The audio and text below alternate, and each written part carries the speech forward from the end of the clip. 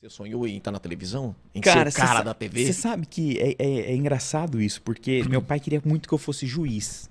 Ele admirava, eu tenho um primo, meu primo segundo, primo do meu pai, que é um advogado muito famoso na região de Assis, Roldão Valverde, e meu pai admirava muito, porque meu pai era convidado sempre para ser jurado no tribunal do júri e tal, e ele achava o máximo o A juiz, a imponência, magistratura e tudo. tal.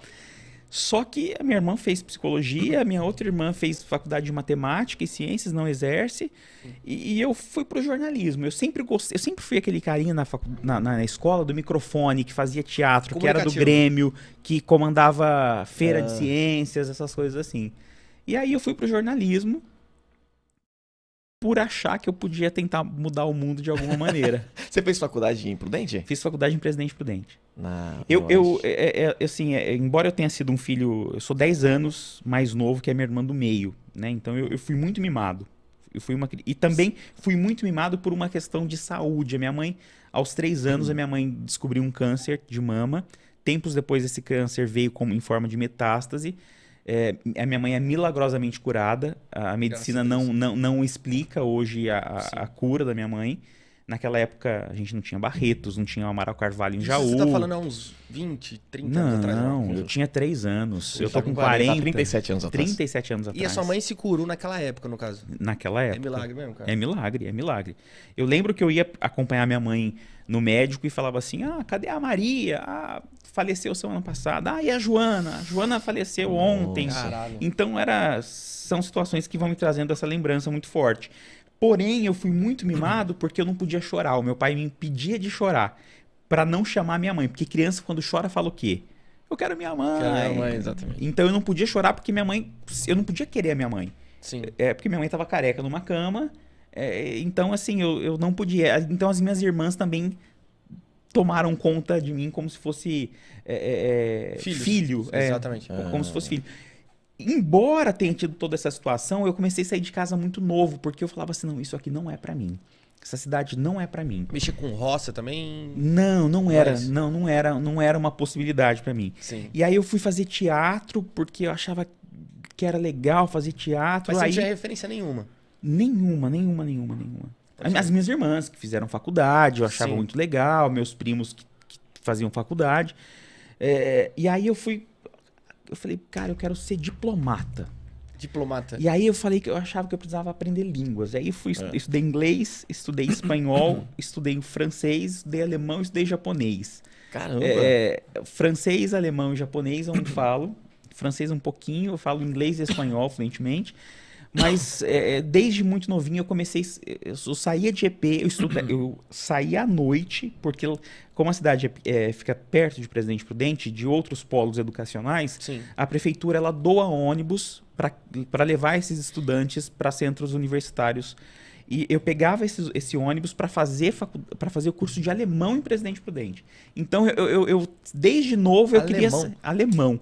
E eu queria sair, eu queria estudar línguas e tal. E aí, o jornalismo apareceu na minha vida e eu me apaixonei pelo jornalismo, assim, cara. Caramba, cara. Me Caramba, que apaixonei. diferença. Aí, você faz faculdade em Prudente. Faço faculdade em Presidente Tá. Prudente. Nesse período, consegue estagiar alguma coisa nesse sentido ou não? Naquela época, o estágio não era remunerado. Na ânsia, eu sou muito ansioso. E eu sempre quis muito buscar estágio, trabalho, essas coisas. E aí eu consegui um estágio, me deram um calote até hoje, eu não vi a cor do dinheiro. Depois eu arrumei. E aí o meu professor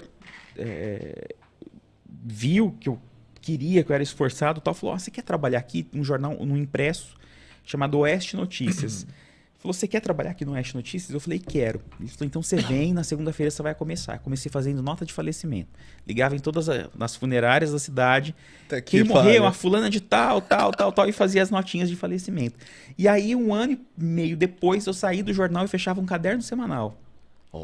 Então, assim, eu fui crescendo muito, só que eu não ganhava um centavo. Eu entrava de manhãzinha, eu saía umas 6 horas pra tomar banho, pra ir pra faculdade, a minha professora de telejornalismo trabalhava na Globo de Presidente Prudente, que é a TV Fronteira. Sim. E ela falou assim: você vai muito bem na disciplina. eu era muito Caxias. Tanto é que eu nunca peguei exame na minha vida. Durante todo o meu período de faculdade, estudava. E era uma faculdade muito rígida. Sim. Porque como era uma faculdade nova, dentro da universidade, a faculdade ela tinha que ser validada. Na época a gente chamava de provão, hoje é o ENAD. Então a gente tinha nota.